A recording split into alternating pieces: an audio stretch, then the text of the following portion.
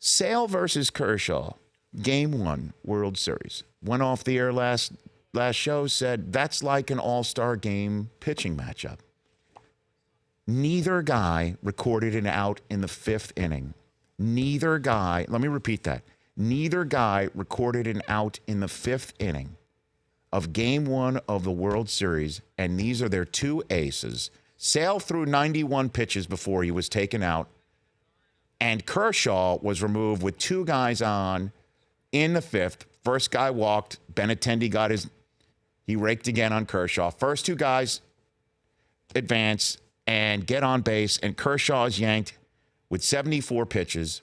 Roberts doesn't let him work out of the jam because Ryan Matson's in the pen, and with all the righties coming up, here comes a guy who throws 98. You even heard Benintendi picked up on the microphone telling the first base coach, this guy, I batted against him when he was in D.C. He throws a thick slider, mean slider. I mean, I get it. That's what the matchups say. But Matson dirted his first pitch. Is that in the analytics book anywhere? No. Don't think so. These are human beings. Look, Dave Roberts is manager of the year, and he's a brilliant manager. But that's what I'm saying is that these things now get too overanalyzed here. Sale versus Kershaw. I want to see them duel it out, get out of trouble. That's what I want to. Maybe I'm a traditionalist. I understand. But that is, in case you want to know, just the 4th time in Game 1 World Series history in which neither starting pitcher recorded an out in the 5th inning.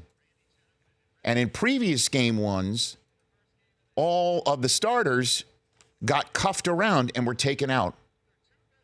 All but one of the starters allowed as many or more runs as Sale or Kershaw did in fewer innings prior to departing. That's according to 538.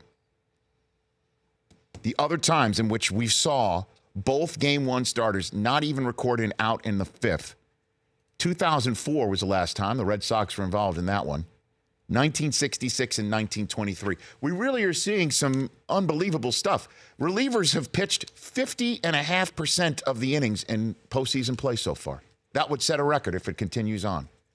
Everybody's bullpenning. The cat and mouse stuff also extends the game. You know, you want to keep the game moving along.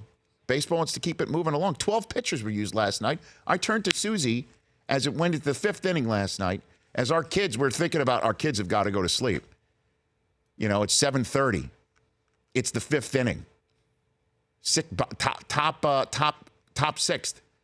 And I turned to her, and I'm like, how many kids in Boston right now are going to, it was a 3-3 game. How many are going to miss the Red Sox winning a World Series? Every last one of them. It was after midnight when the game ended on the East Coast. Okay, I just don't want to, I know I'm one of those folks here. I love baseball so much, and I want everyone to love it and talk about it.